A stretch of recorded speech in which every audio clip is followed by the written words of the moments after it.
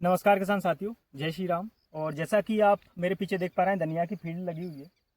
और आज धनिया की बहुत ही महत्वपूर्ण बीमारी या फिर ये कह लीजिए कि बहुत ही घातक बीमारी के बारे में आज हम चर्चा करेंगे, जिसे लौंगिया रोग या फिर स्टेम गोल के नाम से हम जानते हैं। ये बीमारी एक फंगस के कारण फैलती है, जिसको आप प्रोटोमाइसिस मैक्रोस्पोरस कहते हैं।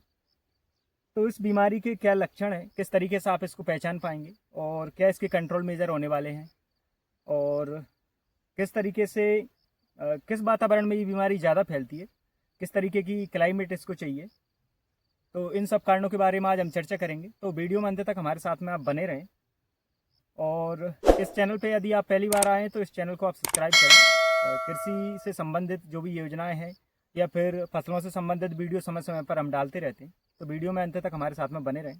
तो जैसा कि मैं आपको बता रहा था कि ये धनिया की बहुत ही घातक बीमारी है। तो किसान साथियों, जैसा कि अभी जनवरी का समय है और वातावरण में भी नमी लगातार बनी हुई है और कोहरा लगातार बना हुआ है। तो जब इस समय पर टेम्परेचर गिरता है और नमी वातावरण में रहती है और जब कोहरा बनता है, तो इस समय पर ये बीमारी ज़्यादा अटैक करती है धनिया पर। तो इस समय पर इस पर ध्यान देने की आवश्यकता है। और जनवरी से लेकर के जो फरवरी का समय होता है, इस टाइम पर ये बीमारी बहुत ज़्यादा अटैक करती है। इस बीमारी के पहचानने के लक्षण क्या है, उस बारे में आज हम चर्चा करेंगे। जैसे कि आप देख पा रहे हैं, ये कुछ पौधे, जैसे कि इन पौधों में मैं आपको दिखा दूँ। यहाँ पे मैं आपसे कैमरामैन साथी से कहना चाहूँगा, ये पास से थोड़ा सा दिखाएं। जैसे कि ये पौधा है और इस पौधे में आप देख पा रहे हैं, ये यहाँ से लगना स्टार्ट हो गया है। जड़ के, धनिये के जड़ के जो पास का हिस्सा होता है, ये पहले बीमारी यहाँ से अटैक करती है। पौधा आप ऊपर से देखोगे तो ये नॉर्मल दिखाई देगा। और किसान साथी क्या करते हैं कि फील्ड पर आते हैं और ऊपर से फसल को देखते हैं और इसमें यही लगता है कि फसल बढ़िया है, कोई रोग नहीं है।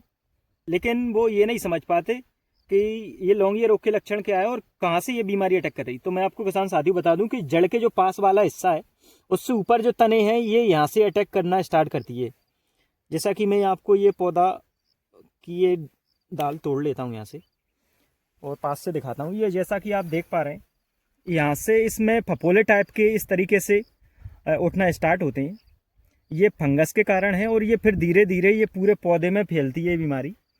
और फिर इसकी जो विकृति, इसमें विकृतियाँ जाती हैं तने में, ये पूरा तना जो है फिर इस तरीके से मुड़ना स्टार्ट हो जाएगा। और फिर ये देखिए धीरे धीरे ये ऊपर बढ़ना स्टार्ट हो गया, यहाँ पर ये आ गए।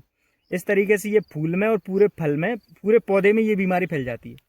और जब ये सीवियर कंडीशन में होती है तो फिर इसको कंट्रोल करना मुश्किल होता है। तो प्रारंभिक अवस्था में यदि आप इसका उपचार कर लें और पहले ही यदि आप इस बीमारी को पहचान लें, जनवरी फरवरी के माह में खासतौर पर जब आपकी 2 से ढाई महीने की फसल हो, उस टाइम पर ये बीमारी ज़्यादा अटैक करती है। जैसा कि मैंने आपको बताया कि नमी जब होगी और टेम्परेचर गिरेगा और फॉगी टाइप का समय रहेगा आपका, जब कोहरा लगेगा, तो उस टाइम पर ये बीमारी ज़्यादा अटैक करती है। तो आप जब फील्ड पे जाएं, समय समय पर फील्ड पे अपनी पे भ्रमण करते रहें, आप निगरानी रखें आपकी धनिया की फसल में और ये देखते रहें। यदि शुरुआती इस तरीके के लक्षण हैं, ये बीमारी फैल रही है, तो फिर आप इसके कंट्रोल के लिए जो है कदम उठाएं। तो जैसा कि मैंने आपको बताया कि ये धीरे धीरे पूरे पौधे में फैल जाएगी और ये फल में जब फैलती है तो फल, अब किसान के लिए तो महत्वपूर्ण इसका फल ही है। मतलब कि जो बीज बनेगा, जिसको किसानी भाषा में आप जो है गुरिया भी बुलाते हैं अपने एरिया में।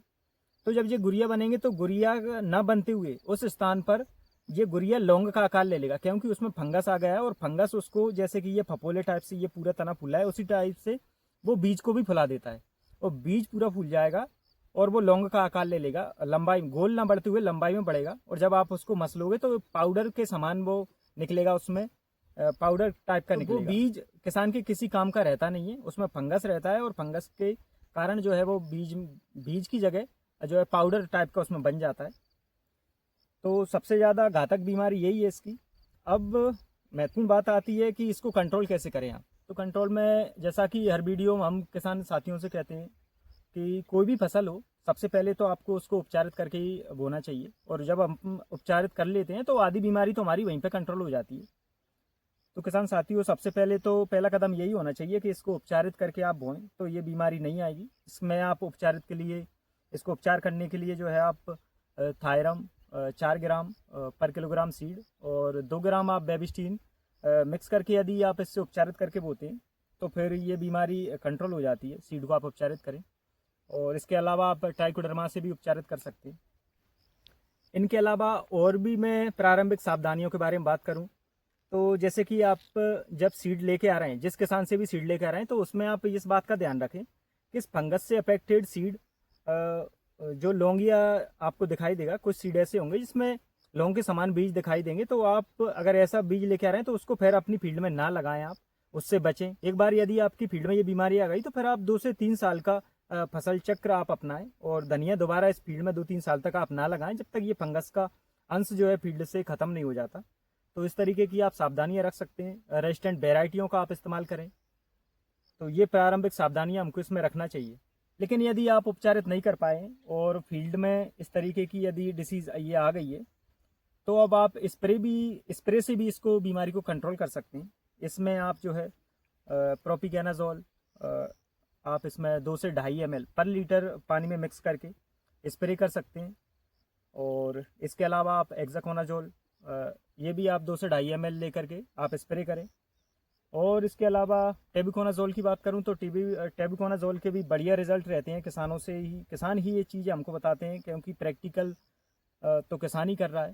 तो टेबुकोनाजोल के भी अच्छे रिजल्ट किसान बताते हैं। और टेबुकोनाजोल को भी आप 1 से 1.5 ml जो है 1 लीटर पानी में मिक्स करके और स्प्रे करें तो ये बीमारी आप, लेकिन शुरुआती अवस्था में तो ये कंट्रोल हो जाती है। और इस बीमारी को जो है आप सीवियर ना होने दें, ज़्यादा अटैक ना होने दें, लगातार अपने खेत की निगरानी करें और इसके द्वारा जो है आप इसको कंट्रोल कर पाएंगे। टेबुकोनाजोल के अलावा आप कार्बेंडाजिम 0.1% यानी कि 1 ग्राम पर लीटर पानी में आप मिक्स करके कार्बेंडाजिम का भी आप स्प्रे कर सकते हैं। ये भी कारगर तरीका है। और इसका जो है आप यदि ज़्यादा इसका अटैक हो गया है तो 20 दिन के अंतराल पर फिर से आप इसका स्प्रे करें 0.1% कार्बेंडाजिम। तो इस पे आप जो है कंट्रोल कर सकते हैं। और मुख्य तो यही है कि पहले से ही हमको इसमें सावधानी रखनी चाहिए और ज़्यादा घनी फसल को हम ना लगाएं। और खादों का भी जो है इस इस्तेमाल हम संतुलित डोज, जो हर फसल के संतुलित डोज होते हैं, जो रिकमेंडेशन डोज होते हैं, उनका ही हम इस्तेमाल करें। अंधाधुंध जो है खाद भी ना दें।